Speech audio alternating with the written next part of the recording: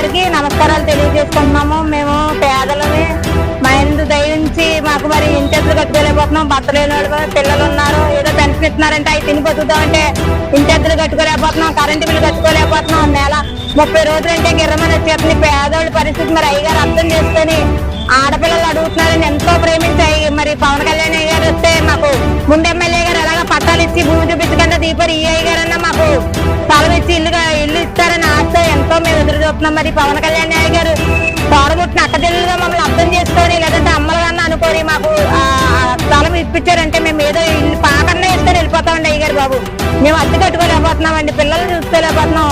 నిజంగా ఒక పూట భోజనం చేస్తున్నామండి. మరి మా బాధ చెప్పుకోవడానికి ఎవరో లేరు, మాకు సాయం చేసుకోవాలి కూడా ఎవరో లేరు. ఎవరి దగ్గరికి వెళ్ళి చేసి 10 రూపాయలు అనేది మేము అడగలేమండి. మరి మా మంచి మరి చిన్నప్పటి నుంచి మరి ఏదో తల్లిదండ్రులు గౌరవంగా బతుకున్నాడు. మరి మాకు దేవుడు చెయ్యాలి, మరి తర్వాత దేవుడి తర్వాత మీరే దేవుడు అనుకుంటున్నాం, మీరు చెయ్యాలని మరి నా మనం వింటారని నేను నమస్కరించి మరి చెప్పుకుంటున్నానండి. విజ్ఞాపన